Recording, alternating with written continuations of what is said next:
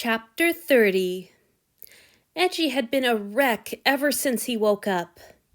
He'd asked Zenji whether he was coming to Lord Felix's game night as soon as he saw the older man, then he'd asked again later. He'd probably checked in with Rokuro and Norio a dozen times apiece, until Norio groaned, "Enough, Eiji! Yes, we'll all be there. As for what you're not asking, yes, we'll have your back if anything goes wrong, which it won't. Settle down!" Eiji had stopped asking, but he hadn't settled. When he returned to Lord Felix's rooms, his master's obvious excitement only intensified his own worries. The god kept rearranging the piles of boards and cards, fluffing the pillows, and chattering about the tea. Did Eiji think he had enough? What if people felt like drinking citrus tea? Should he go get more citrus tea? On and on it went. He was so happy about this evening. What if Eiji ruined it again? "Eiji?" His master's voice, light and pleased, interrupted his worries.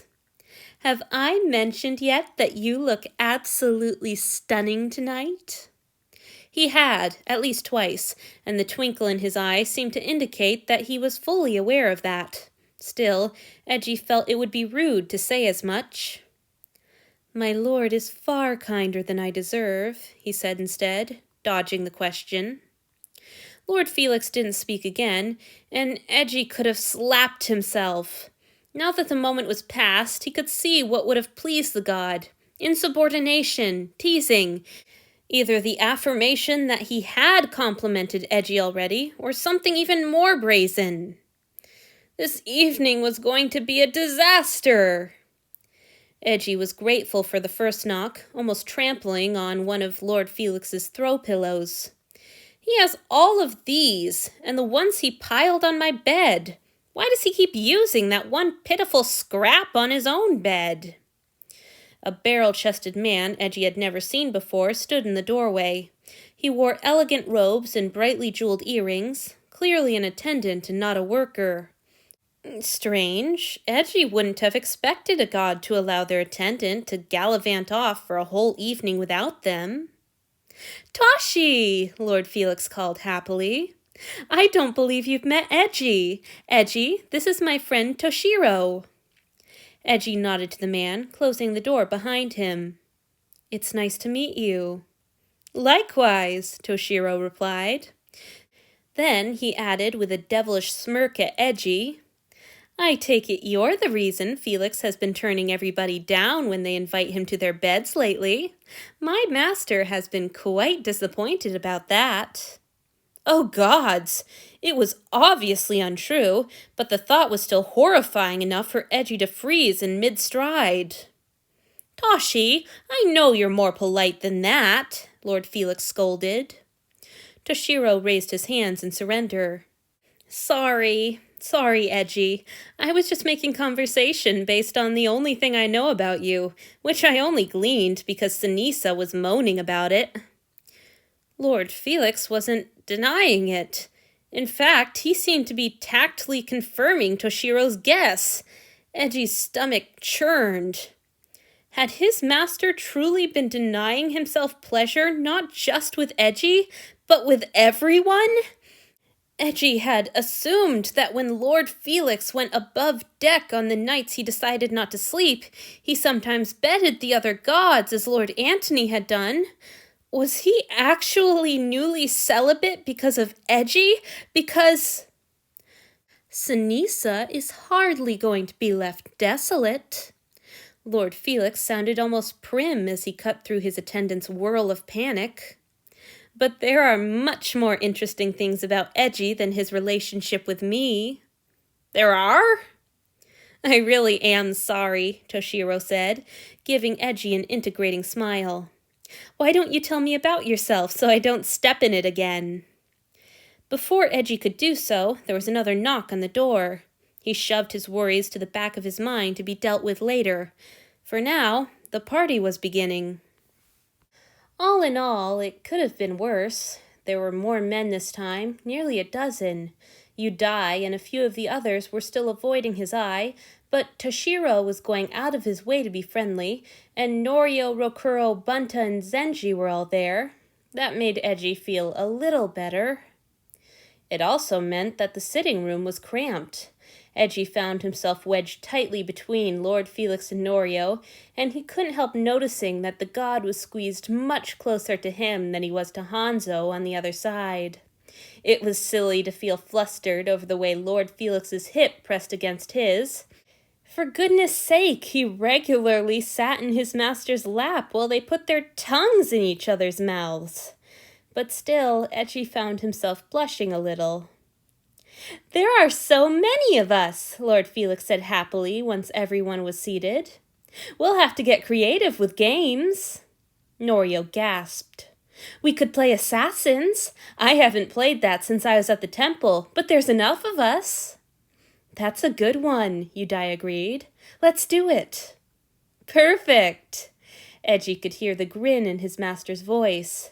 "Zenji, the dotted cards are behind you." "Cards to play assassins?" "Since when do we need cards?" Norio demanded, crudely echoing Eiji's own thoughts. Lord Felix sounded equally confused. "So we know who's an assassin and who's a courier and everything." "We can't spare the paper to write slips, so we all draw cards instead," Zenji explained, already sorting through the deck. Felix put dots on one deck for these situations. "Ah, yes, of course. Paper was dear on the ship, not to be wasted on frivolities." Eiji thought of the notes carefully pressed between the pages of the Messiah book, almost a dozen of them now, and though he should have felt guilty, he found his lips curving up instead. "All right," Zenji said at last. "If you get a card with a red dot, you're an assassin. Green dot, you're the physician. Blue dot, you're the guard. Everyone else, courtiers." He passed a pile of cards to the person next to him, a slender gray-haired man who worked with the handful of animals on board. Eiji couldn't remember his name, but his smile as Felix introduced them had been warm. The cards made their way around the circle without incident until Yudai started to draw one. "Hey, stop!" Toshiro cried. "Aren't you going to be the watcher?" Shrugging, Yudai picked a card. "No one asked." "We're asking now," Lord Felix put in, his tone almost wheedling. "Please, you're so funny." Had Norio's shoulder stiffened at that, or did Eiji's own sudden tension deceive him? If so, they were no doubt thinking the same thing. Akito had always been the watcher back at the temple. Gods, Eiji could practically hear his voice, calm and level as he announced that it was morning and they could all open their eyes, then descending into helpless giggles as he announced which courtier the assassins had picked off in the night. He always killed them all in ridiculously over-the-top methods gleaned from whatever spook stories were currently making the rounds. "Terrible news, everyone!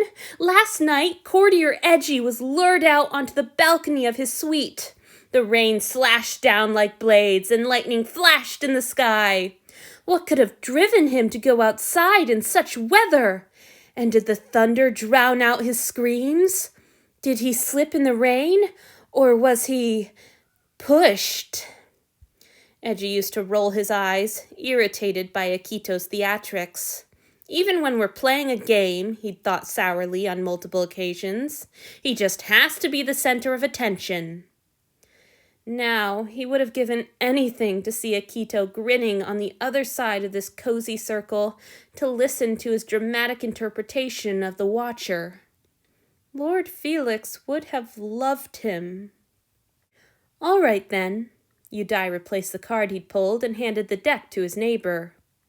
"I know better than to turn down the host, especially our most beloved, most generous Felix, who definitely has something better than tea stashed around here somewhere." Eiji tensed at the familiarity. He couldn't help it, much as he knew rationally that his master would welcome it, and then jumped when Lord Felix laughed, a deep belly laugh loud as a thunderclap. "Sorry, sweetheart," the god said after a moment, resting his hand on Eiji's shoulder. "I didn't mean to bellow in your ear. But all right, Yudai, you show us all a good time and maybe I'll break out the liquor." His hand stayed where it was, chilly and big enough to swallow Eji's whole shoulder. It felt better than Eiji liked to admit to himself. The lingering touch, especially combined with the pet name, Sweetheart, in front of everyone, felt reassuringly like a claim. When the cards reached him, Eiji drew from the middle of the dwindling pile before passing it reluctantly to his master. As he'd feared, Lord Felix removed his hand from Eji's shoulder to take them, though the loss was soothed by his soft, "Thank you, dear." When Eiji looked down at the card he'd chosen, he saw a bright red dot in the corner. He closed his eyes obediently with everybody else as the game began, then opened them again when Yudai intoned, "Assassins, wake up." Eiji glanced at Lord Felix, disappointed to see that the god's eyes were still tightly closed. He'd hoped that they could be partners instead of opponents in the game. Well, time to see who he was actually paired with. A quick glance around the circle showed that Toshiro's eyes were also open. The other man grinned at him and mouthed, "You first." Time to select their victim, then. Who should it be? Should he choose Norio or Rokuro? Surely no one would suspect that he would toss them out of the game so quickly. On the other hand, it might seem like too obvious a misdirection. Perhaps his partner had a suggestion? No, Toshiro was watching him patiently. Finally, Eiji pointed to Zenji. He seemed like a safe choice. Several of the men in the room served under him and would probably enjoy a chance to tweak his nose a little. Toshiro nodded enthusiastically and pointed as well. Yudai nodded his confirmation of their choice. "Assassins, go back to sleep," he instructed, and Eiji closed his eyes again. His heart rate had picked up. He was exhilarated, he realized, by this silly children's party game. It was unexpectedly wonderful to have a single clear goal, even if it was all just frivolity. Strategies and possibilities flew through his mind against a powerful, all-encompassing desire to win.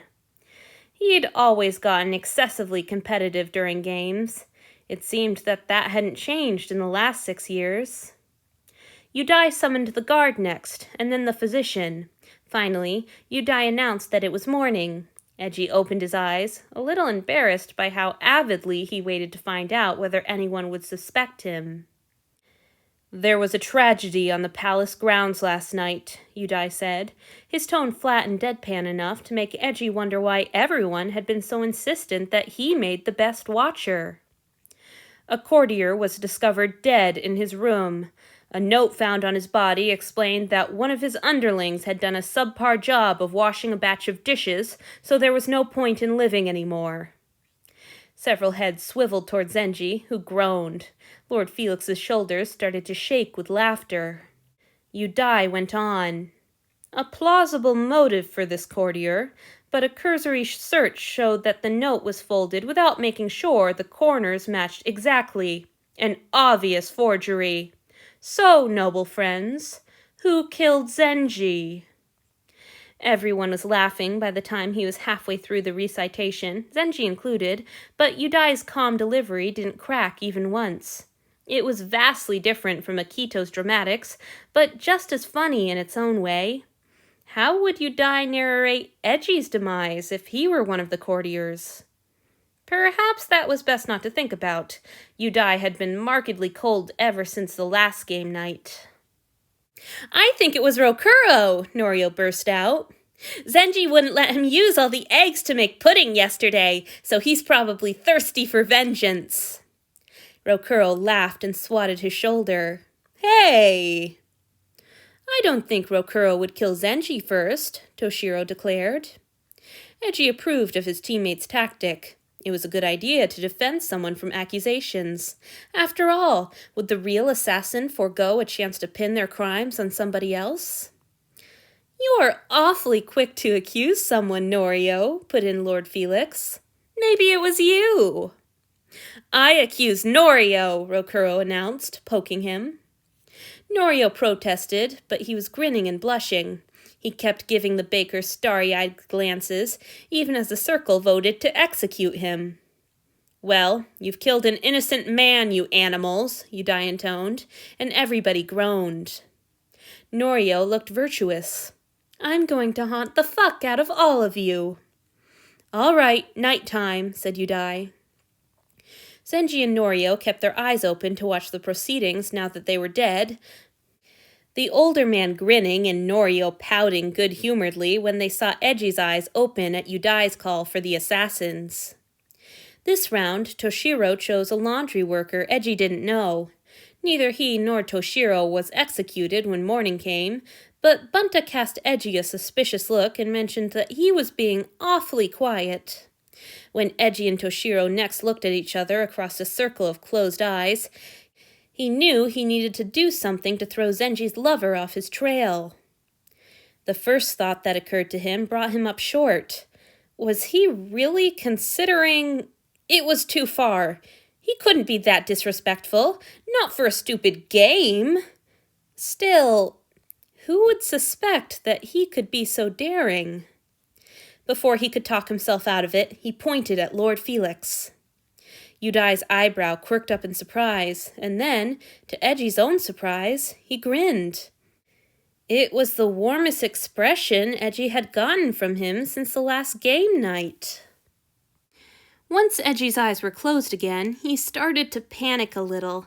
It wasn't as if he truly thought the god would be angry with him, but how had he let himself get so caught up in all his strategizing and competitiveness that he'd incurred even the tiniest risk of his master's displeasure over a game? His competitive streak would be his ruin one of these days. He just knew it. The guard and physician seemed to take a torturously long time. Sweat prickled the backs of Eji's knees. Finally, blessedly, Yudai announced that it was morning. "The assassin's reign of terror continues," he said blandly. "This was an especially merciless slaying. When the brutes showed up, their target invited them in and gave them tea." "Felix!" Hanzo cried, pointing at the god. Yudai ignored him. "They slipped some poison into the tea. He noticed and asked them why they'd done it and told them he was disappointed in them, but that he knew they could stop killing everyone and become better men if they just got a little sleep, so he offered them a bed for the night. When they got there, the murderers smothered Courtier Felix to death with a pillow." "You couldn't smother anyone with my lord's pillow," Eiji thought nonsensically. "It's practically a rag." Everybody was howling with laughter by this time, Felix included, hands over his face. The sight of the broad grin showing through his fingers and the sound of his laughter soothed Eji's nerves a little, but he didn't truly relax until Yudai called the assassins out again, and he opened his eyes to peek shyly at his master. Lord Felix's face lit up as their gazes met. He smiled so brightly that Eiji felt a little dizzy at the sight. His eyes sparkled as he shook his head ruefully and blew Eiji a silent kiss. It seemed safe enough for Eiji to assume that he was not in trouble. His gambit worked. Toshiro was accused and executed in the next round, but nobody mentioned Eji's name again until he'd dispatched the last of them. He and Toshiro were declared the winners, and everybody groaned and carped at them, and it was wonderful. They played assassins one more time, but it had to be abandoned halfway through when Yudai called for the physician, then broke down into helpless giggles and gasped, "Damn it, Norio!" Apparently, Norio had been choosing to save himself every single round, and the deadpan watcher had finally cracked. They played a card game after that, though it was tricky with so many of them. Lord Felix excused himself after the first hand, then returned with a fresh pot of tea and a big bottle Eiji had never seen lying around the rooms before. "Here you are, Yudai, as promised," he said, and several men cheered. They passed their teacups to Lord Felix, who gamely filled each with either tea or a deep brown drink from the bottle, depending on what the cup's owner asked for. Sitting next to him, Eiji caught the sharp scent of the alcohol. It didn't smell like the sweet wines they'd been permitted on holidays at the temple. "Would you like some, sweetheart?" the god asked once everybody else's cups were filled. "Tea or rum?" Eiji had never had rum before. He suspected that it would be stronger than wine, and he'd only ever taken a single glass of wine at the temple. He'd been afraid of losing control of himself for even a second. "You can try mine and see if you like it," Norio offered, holding out his cup. Eiji took a cautious sip. It was surprisingly sweet, with a dark, smoky flavor very different from holiday wine. When he swallowed, warmth followed the liquid all down his throat and into his stomach. That wasn't so bad. Still, this gathering was going well so far, but that didn't mean he could let his guard down. He needed to stay sharp and make sure he didn't do anything stupid and displeasing like he had last time. He returned Norio's cup. "Maybe next time," he said. "May your servant please have some more tea, my lord?" He managed to keep from asking to serve himself, though it made him uneasy to watch his master carefully filling his cup and returning it with a smile. He settled for thanking the god and relaxing back into his meal. Eji's caution was rewarded. He stayed quiet for much of the evening, but when he did speak, he didn't make a fool of himself, and he certainly didn't make Lord Felix cry again.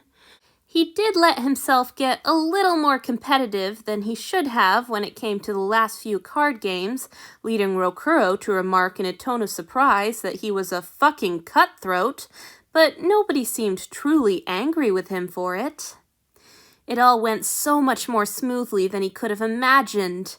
Yudai even smiled at him when everyone said their goodbyes.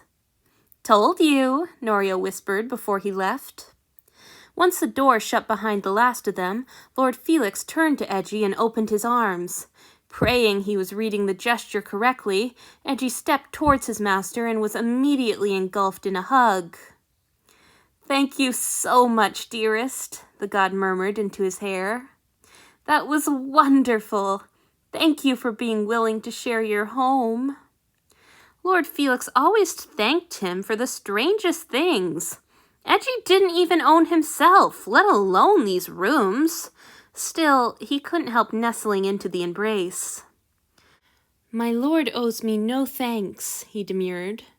"I only hope my behavior was pleasing." A laugh rumbled through the broad chest beneath his cheek. "Pleasing? You were amazing! Watching you was even more rewarding than usual. I didn't know you had such a strong competitive streak." Eji's face heated, and he was grateful that it was buried in his master's chest so his flesh couldn't be seen. "Forgive me, my lord," he whispered. "I know such traits are not seemly in a slave." Lord Felix only held him tighter and dropped a kiss on the top of his head. "They're seemly in a friend and lover. They're seemly in a person. Dearest, I am so hungry to learn every smallest thing about you.